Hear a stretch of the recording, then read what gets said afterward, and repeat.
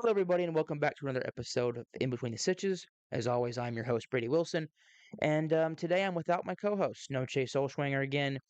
No Seth Harrison. Nobody. It's just going to be me today. If anything sounds different, the studio is closed. I'm having to use the equipment that I have in my apartment. So again, if things just sound different, that is why. Hope everyone's had a great Christmas. The reason for no episode last week, and I'm sorry I didn't announce it or it just didn't cross my mind until late. um, I took a trip out to Lubbock and had a great time, but I didn't know if I was it's kind of out of my control when if I was leaving in the morning or afternoon. I was not sure.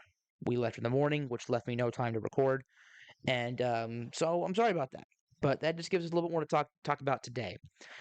Um, Kicking it off with the Stars. I mean, Stars have been great. You know, three straight wins, two in overtime. That game against the Predators was a lot of fun to watch. And hey, hopefully we can keep it going. Got a couple more games before the end of the year, technically. So, and then we can close out 2023 strong and head into 2024 with some momentum. The Mavericks, same thing. I mean, Luka dropped a 50 piece against the Suns. It was great. It was a lot of fun to watch.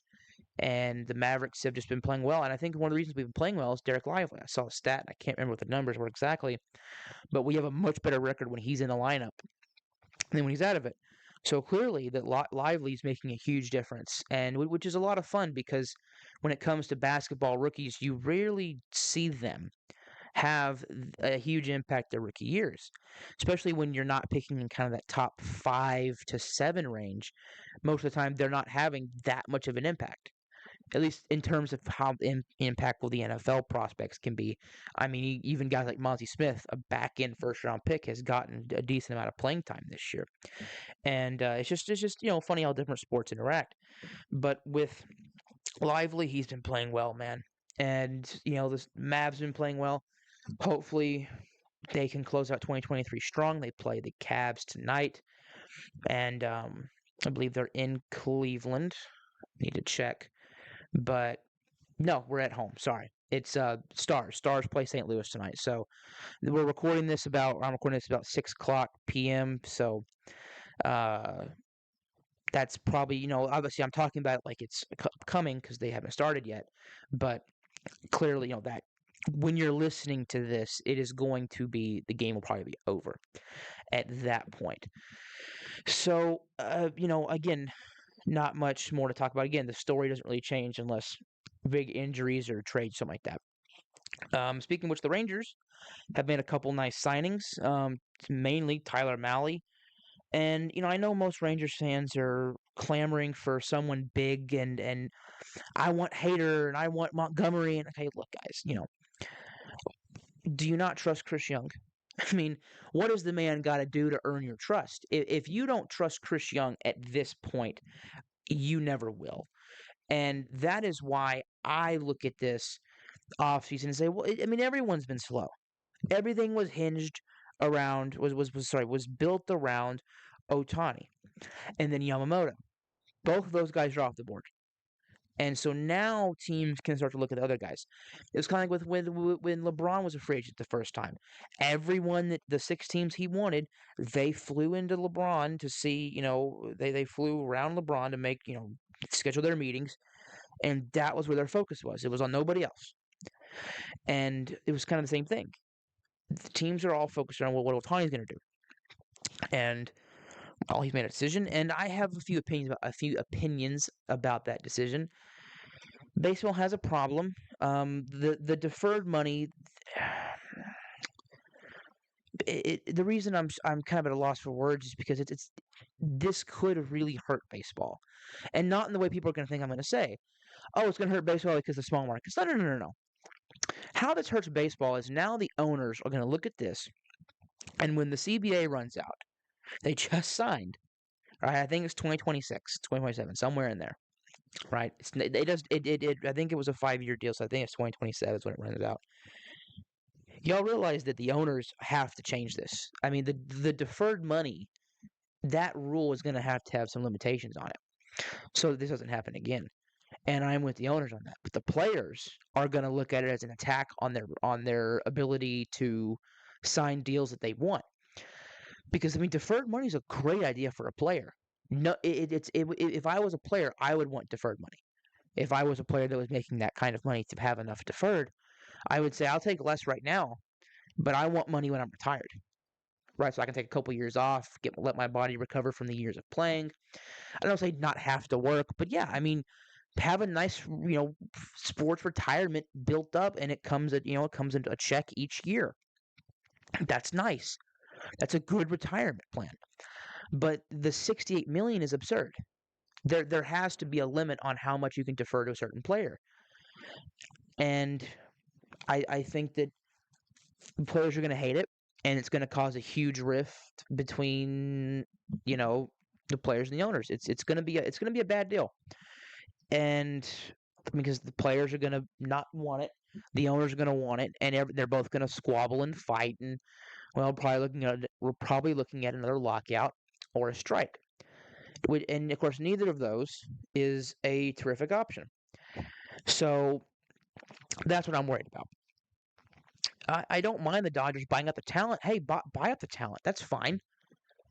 I mean, if this year does not show you that having a big payroll is the only thing that matters. I mean, look at the Mets, look at the Padres, look at the Yankees, look at these teams that had big payrolls and fell flat. Dodgers had a pretty nice payroll. The Dodgers had a super team, and they got swept by the Diamondbacks, an 84-win team. And I know that their lack of starting pitching at all, not even depth, their lack of starting pitching, was kind of the death nail for him. Yes, and they've addressed that, obviously, Yamamoto and Tyler Glass now.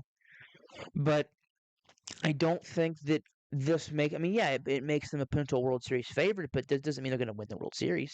I mean, the Rangers had a high payroll, obviously, but we dealt with injuries. So we had to rely on guys. We couldn't even escape the injury bug in the dang World Series. Garcia goes down after Game 3. Garcia goes down and Scherzer goes down. And Scherzer was a little bit less significant depending on how the rest of the series went.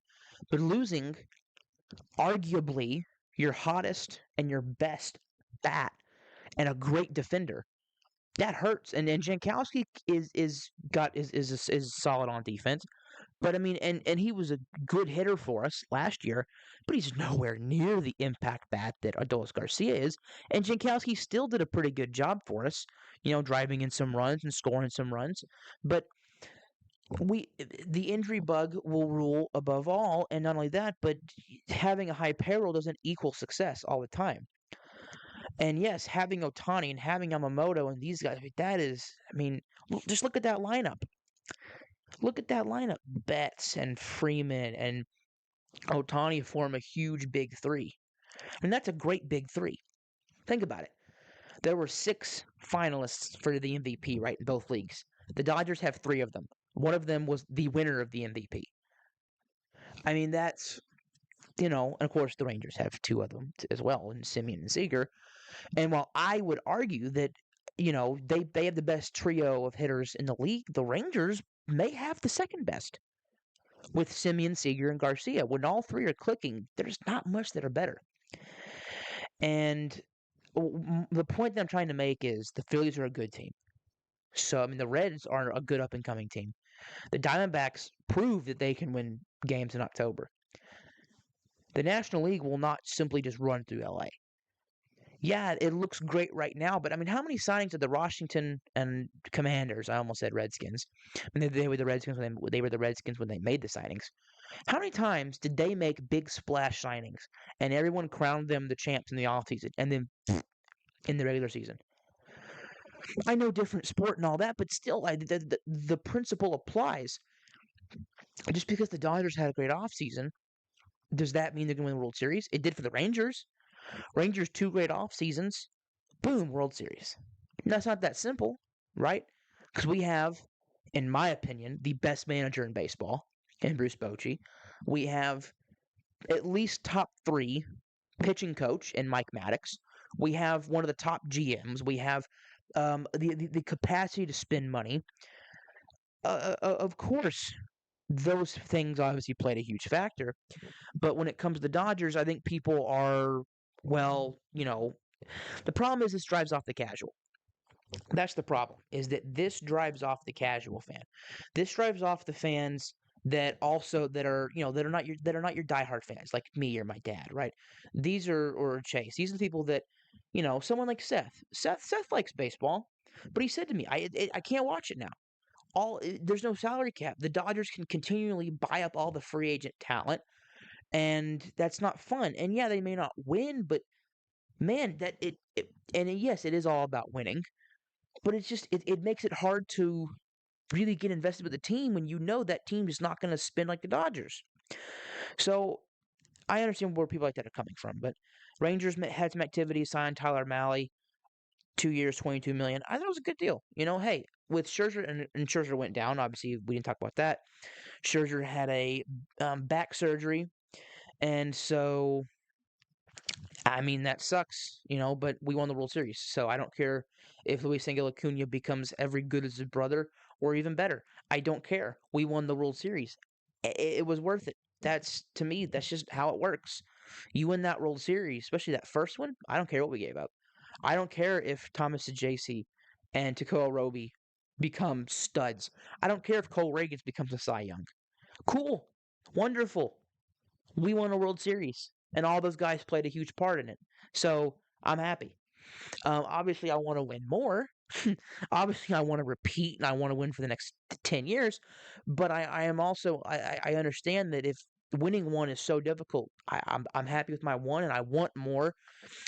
As Tom Brady said, "What's your favorite ring? The next one." But for me, I look at it as my stance on it right now is I don't care what those guys become because we won the World Series, and that's all that mattered to me. Um, so yeah, Scherzer's out till half the year for half the year. So's Malley. I mean, rumor is we're in on Kershaw. Great, just have an all-star rotation for the second half. We signed Diego Castillo to a minor league deal. That is one of those deals with with an invite to spring training. This Castillo deal is the type of deal that you make in the offseason. Was one time one of the top setup men in baseball, has just dealt with some regression and just hasn't been as good. I mean, that's relief pitching. That's that's relief pitching. That's how that works. One year you are the great all-star setup man for a team, and the next year you're pitching in AAA. That's just the nature of the beast when it comes to relief pitching. And this is a guy that throws hard, power power single, power sinker, has a high ground ball rate, which for our infield is great because our infield is littered with amazing, defensive players, and strikes out some guys. So he's got some control issues, but if you're a reliever, most likely it's because you have control issues. But the Rangers have done a great job. I think they've had a great offseason so far, and obviously I want Jordan Montgomery and I want some other guys, but I'm not holding my breath. I'm not holding my breath. Now they got to do some Hall of Fame updates. And if you follow me on Twitter, which if you don't, you should, post a lot of cool stuff on there, you would notice I went on a huge tirade a while ago. And that tirade is because of Bill, and I do not care if I mispronounce his name, Bill Ballou. And this idiot, and I try my best to be nice to people, to use kind words, to not defame people on this podcast because it's not what I want to be known for. But this man deserves it. He's an idiot. Um, he's an idiot. He knows nothing about baseball. He writes for some little bitty crappy newspaper in Boston, and somehow this guy has a Hall of Fame vote, and he voted for two players, Manny Ramirez and Alex Rodriguez. And part of this rant is rooted in the fact that I'm a Rangers fan, and I worship the ground that Adrian Beltre walks on. But also, from a logical standpoint, as a baseball fan, give me a logical argument as to why Adrian Beltre is not a Hall of Famer. Are you going to say it's because he doesn't have 500 home runs? Really? I mean, that's the only, or he didn't win a ring. Well, Ernie Banks didn't win a ring. A lot of players didn't win a ring. Ton of players. Banks is the first one. Barry Bonds did not win a ring. I mean, if we're going to use we didn't win a ring as an argument in baseball, there's an argument for it to be for quarterbacks, right?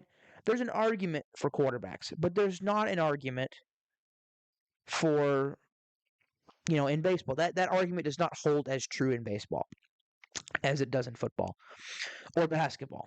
It's frustrating that, I mean, what, and his reasoning was, and read the article. There's an article about why he voted for it. His reasoning was, I only vote for the elite of the elite. That's all I vote for. Yet this man voted for Manny Ramirez, which Beltre was miles better than Manny. Beltre was miles better than David Ortiz. And if Beltre, and I am saying this and I stand by it, Beltre was miles better a player. Well, not miles. Beltre was a better player than Derek Jeter. Ben Jeter's one of the guys this guy voted for. I know some people are like, really? You think he's better than Jeter? Yes, because I don't have a thing called Yankee bias. And yeah, I have some Rangers bias, but I got numbers on my side. Adrian Beltre. You ready for this? You ready for some numbers here? Adrian Beltre's career WAR is 93.5. That's elite. 3,166 career hits. That's elite.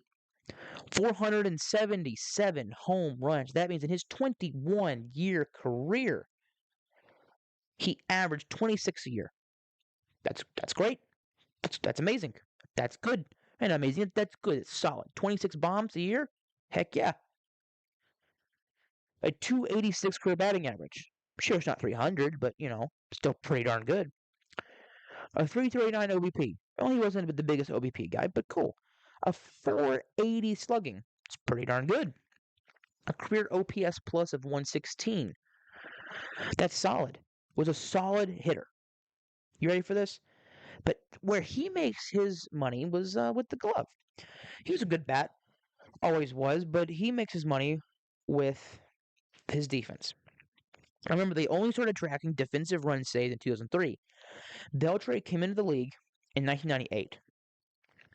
So we lost several years there of defensive runs saved numbers.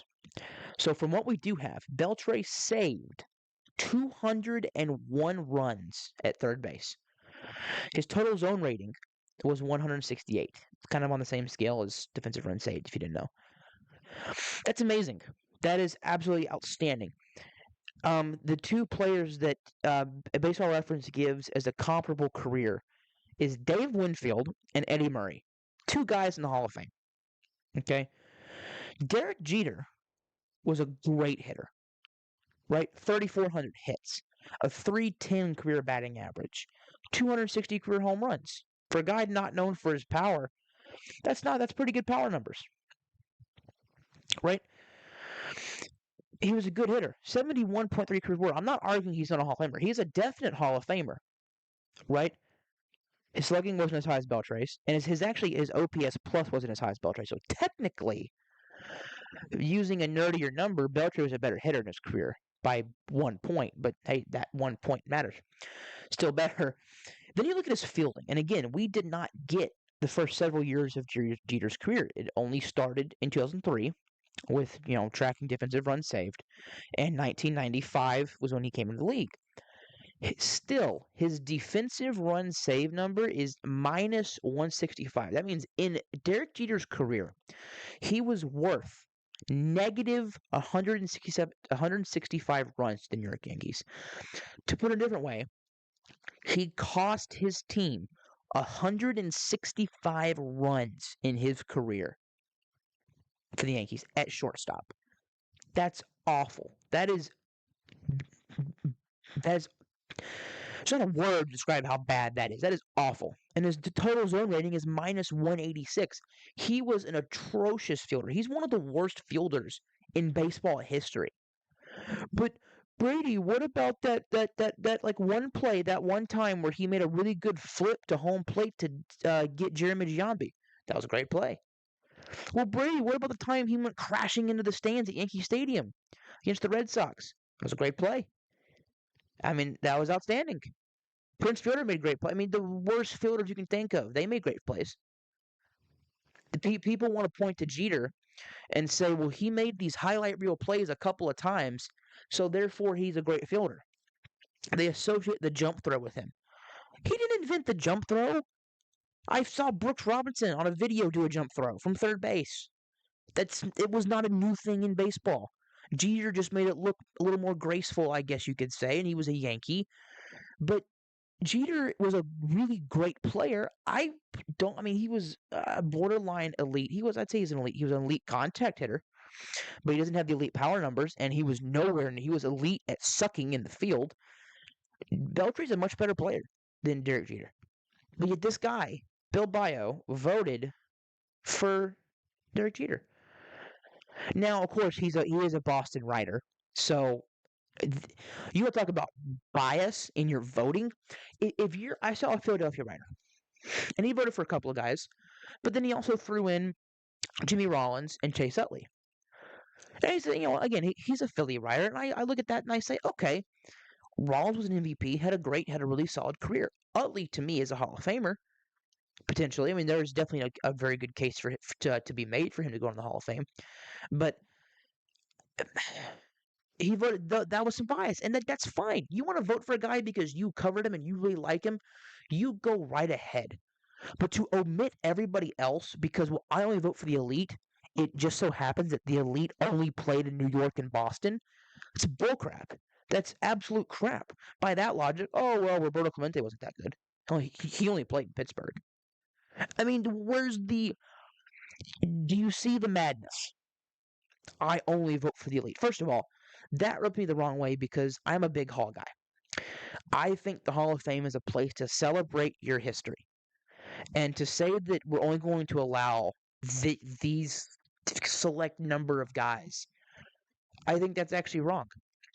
And in my opinion, I think Dion was dead wrong when he was like, well, when he was complaining about other corners making it in the Hall of Fame. It's like, well, you're not the only corner that's Hall of Fame worthy, Dion.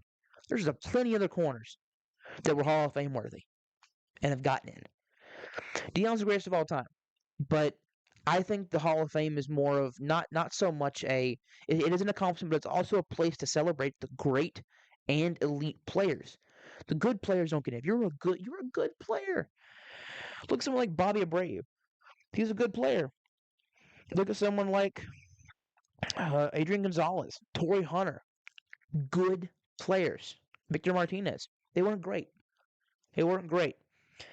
And Hall of Fame is subjective, but hey, or objective, whatever. But Beltre currently sitting at 98.2% because that one absolute moron of a human being did not vote for him.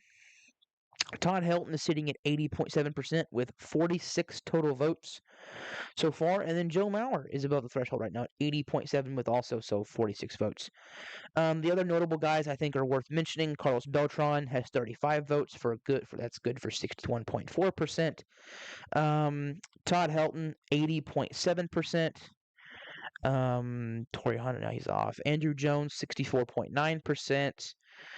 Andy Pettitte, I think Pettitte's a Hall of Famer, but most people don't seem to agree with me.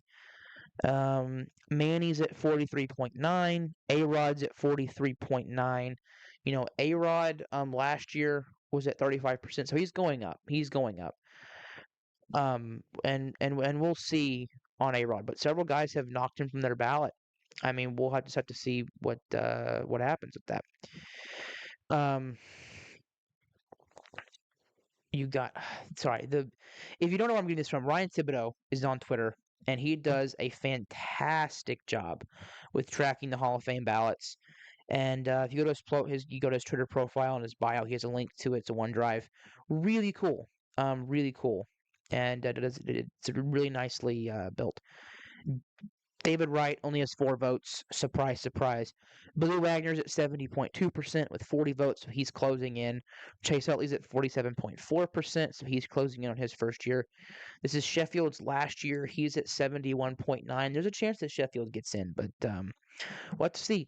The Hall of Fame's an interesting thing. I've already said my ballot on here, but I think right now if I had to pick, it looks like Mauer could get in. I don't think he will.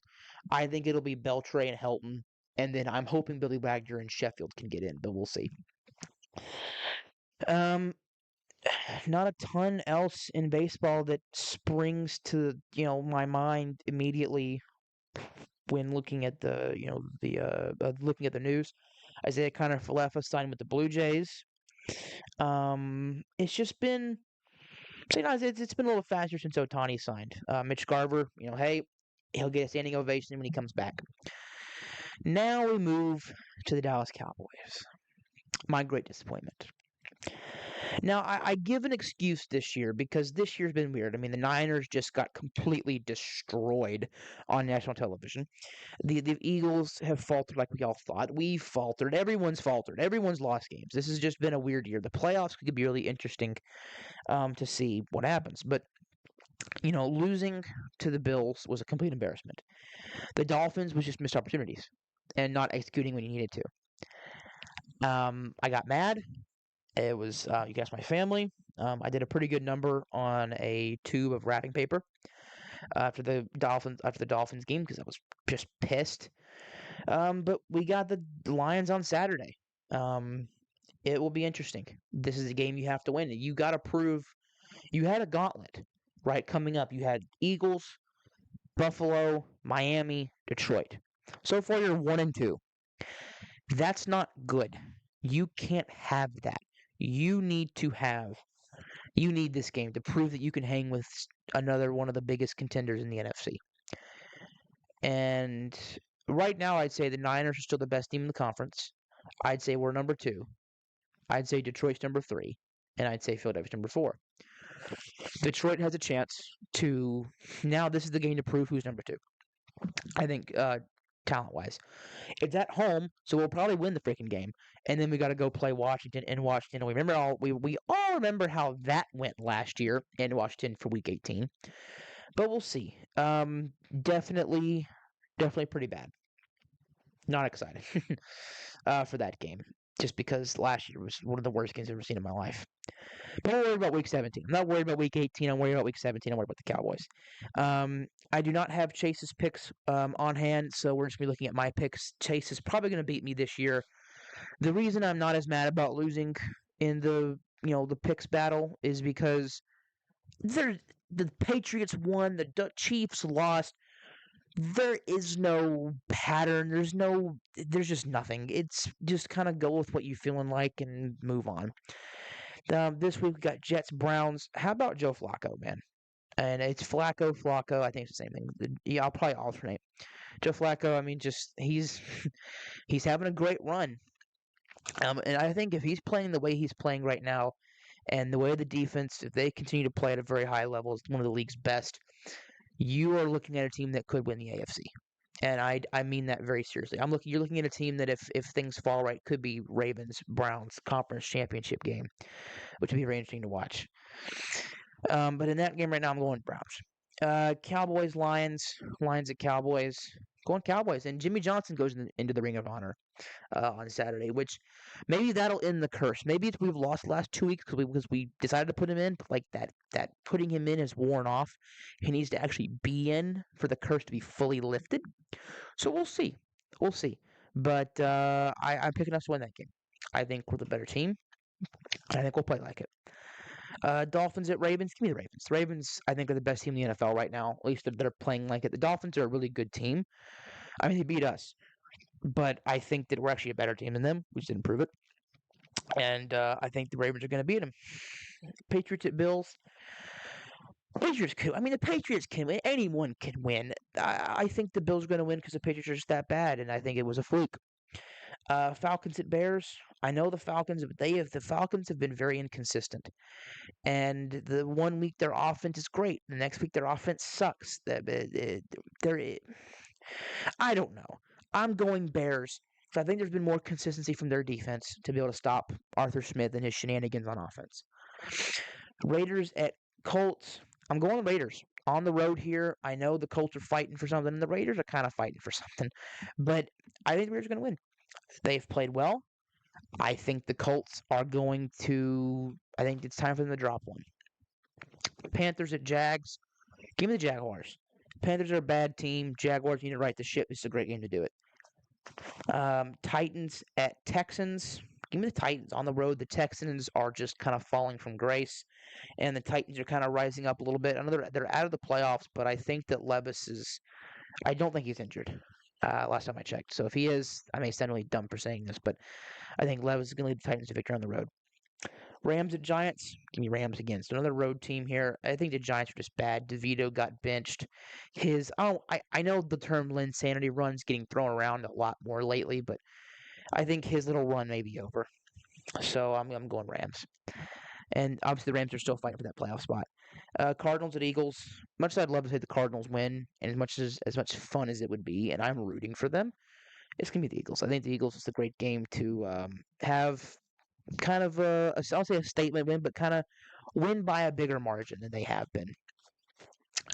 Saints at Bucks. Give me the Bucks. I mean, they're both still fighting for that division that nobody wants to win.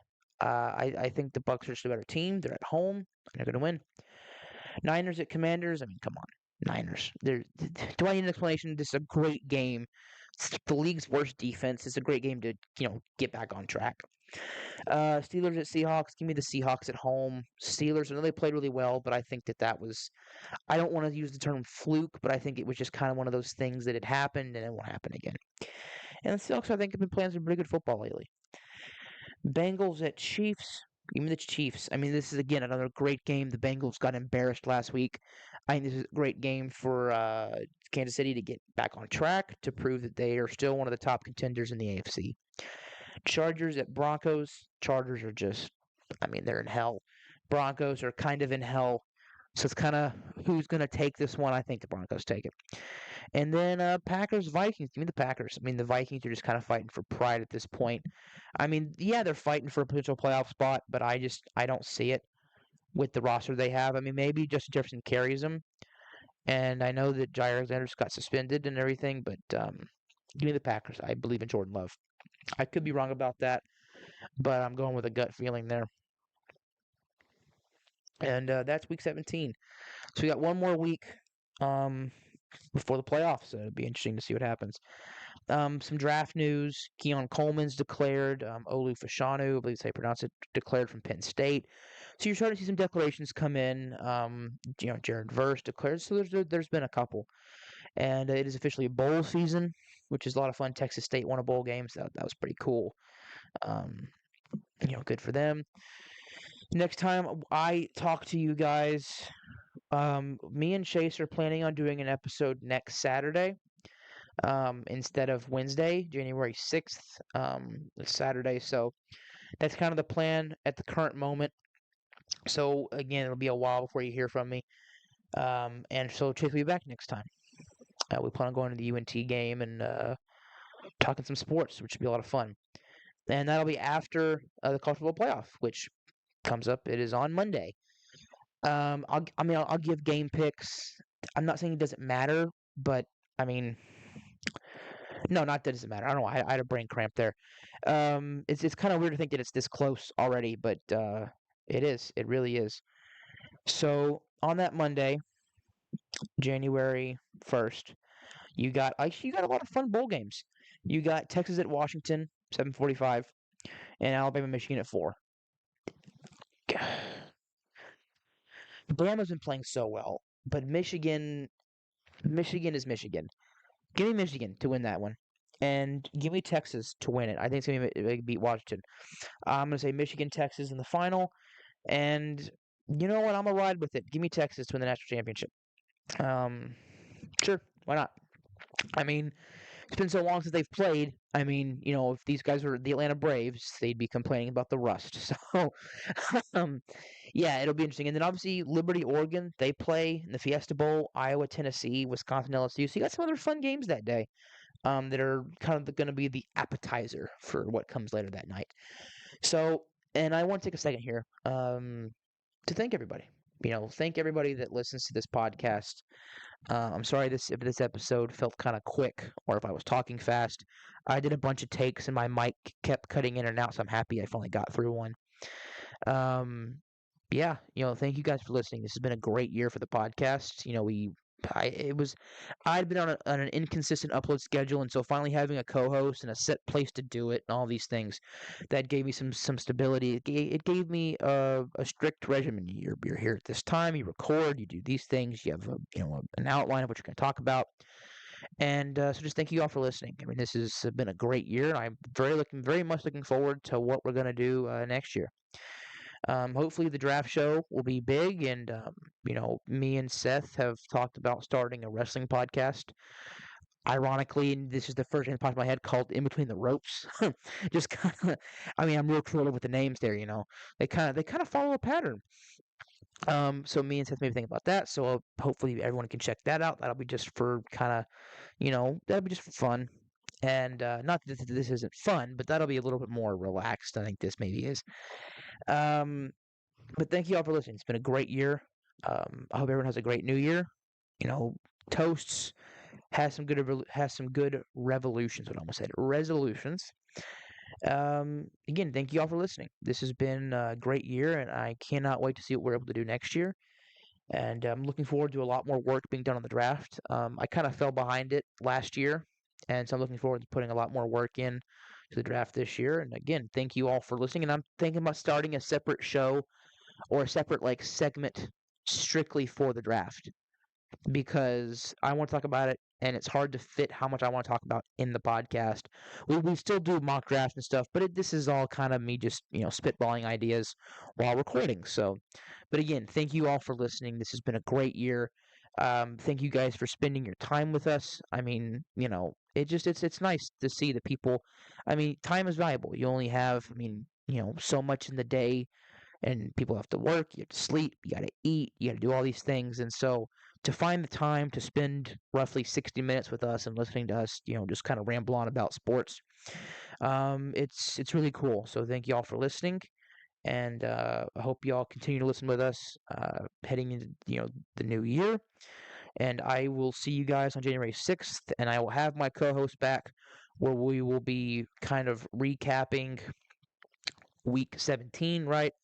That'll be heading into week 18. Week 18 Thursday night will already happen. And then we'll look to the next week before the playoffs start. So thank you guys for listening, and I will see you guys next Saturday, and I'll be back with Chase. And I think Chase is bringing some buddies. So it should be a really fun episode. See you guys then. Bye.